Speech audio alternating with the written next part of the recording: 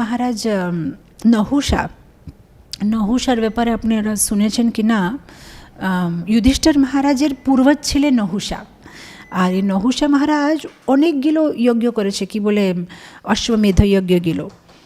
আর যেরকম এই ভৌতিক জগতে যদি আপনি কোনো কলেজে অ্যাডমিশন পেতে চান, তাহলে একটা থাকবে আপনার 90%, 98% কত মার্কস পেয়েছেন, সেই হিসাবে আপনি অ্যাডমিশন পাবেন।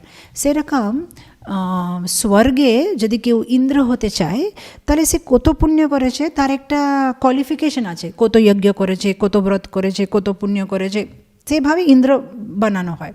তো যে স্বর্গে যে ইন্দ্র ছিল, সে একবার নিজের গুরু বৃহস্পতিকে অপমান করে দিয়েছে। সেই জন্য বৃহস্পতি ওকে শ্রাপ দিয়ে দিয়েছে। শ্রাপ দিয়ে দিলে ও ইন্দ্র হয়ে গেছে পিগ হয়ে গেছে বলে স্বর্গে কেউ রাজা নেই।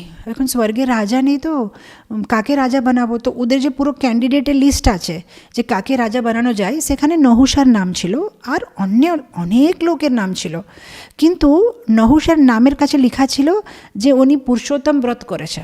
তো সেই জন্য ওনার নাম ছিল, মেবি নাম্বার নিচে ছিল, কিন্তু সাথে সাথে ওরা উপরে দিয়ে দিয়েছে যে হ্যাঁ, এই পুরুষোত্তম মাস করেছে, তো একে ইন্দ্র বানিয়ে দেব।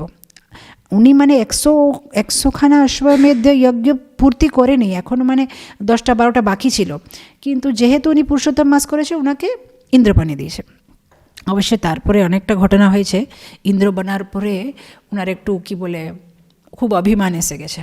অভিমান এসে পরে যখন কি বলে ইংলিশে একটা কথা আছে, প্রাইড কামস বিফোর ফল, মানে বিনাশকালে বিপরীত বুদ্ধি। অভিমান এসে গেছে, তো অভিমান আসার পরে ভাবছে সব কিছু আমার, আমি হচ্ছি এখানে ইন্দ্র। তখন কেউ ওকে মানে আরও চাবি দিয়ে দিয়েছে, বলছে তুমি যদি ইন্দ্র, তাহলে ইন্দ্র স্ত্রীটা তোমার স্ত্রী হবে। তো বলছে হ্যাঁ, এটা তো ঠিক, ইন্দ্র স্ত্রী তাহলে আমার স্ত্রী হবে, যেহেতু আমি ইন্দ্র আছি। তাহলে কোথায় আছে শচীকে ডাকো। তখন উনি শচীকে একটা চিঠি লিখে যে যেহেতু আমি এখন ইন্দ্র হয়ে গেছি, তুমি আমার স্ত্রী, তুমি আমার কাছে আসো। যখন শচী সে চিঠিটা দেখে বলছে আরে এর অনেক অভিমান হয়ে গেছে, কীরকম উল্টা কথা বলছে, তখন উনি যে সাধু মহারাজগুলোর কাছে গিয়ে শচী বলছে দেখেন কীরকম কথা লিখেছে। তখন ওখানে যে সপ্ত ঋষিরা ওরা হাসছে, বলছে বিনাশকালে বিপরীত বুদ্ধি, একটা কাজ করো, তুমি কিছু বলবে না, তুমি আবার ফিরে একটা চিঠি লিখো।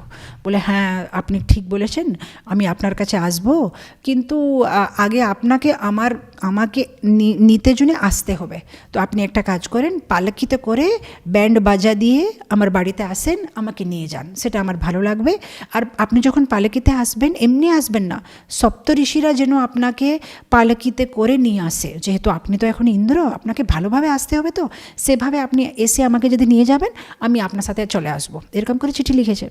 এখন এর মানে অহংকার দিয়ে মনটা এত ভ্রষ্ট হয়ে গেছে যে কী যে বলছে, কী যে করছে, ওর মানে এত ধ্যাস নেই। তো ও মানে সপ্তঋষিদেরকে গিয়ে বলছে হ্যাঁ, একটা কাজ করো সপ্তঋষিরা, আমাকে পালকিতে বসে নিয়ে যাও, আমি শচীর কাছে যাব।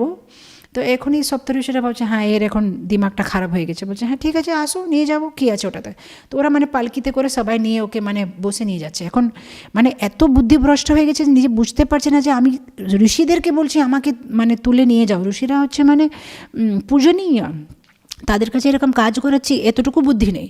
তো যখন বসে গেছে, আর অগস্ত্য মুনি হচ্ছে সবাই থেকে একটু বেটে করে হচ্ছে বলে পালকিটা মানে এইদিকে ধীরে ধীরে চলছে, যেহেতু মানে পুরো লেভেলে নেই। আর কাম জিনিসটা এরকম আছে, যদি কেউ কাম আর ক্রোধে গ্রস্ত হয়ে যায়, তখন বুদ্ধিটা কাজ করে না। ওখানে যে কামে অগুনতে উনি মানে কখন যাব শচীর কাছে, কখন যাব। তো মানে ওই অগস্ত্য মুনির উপরে উনি মানে একটু জোরে করে বলছে সারপটা, মানে তাড়াতাড়ি করো, এত ধীরে ধীরে কেন, পালকিটা তাড়াতাড়ি নিয়ে যাও, আমাকে শচীর কাছে যেতে হবে। আর অগস্ত্য মুনি একটু রাগী একটু, যখন 2-3বার এরকম করে বলেছে, তখন বলছে তুমি আমাকে সারপটে বলছো, গাও, তোমাকে আমি শ্রাপ দিচ্ছি, যাও তুমি একটা সাপ হয়ে যাও।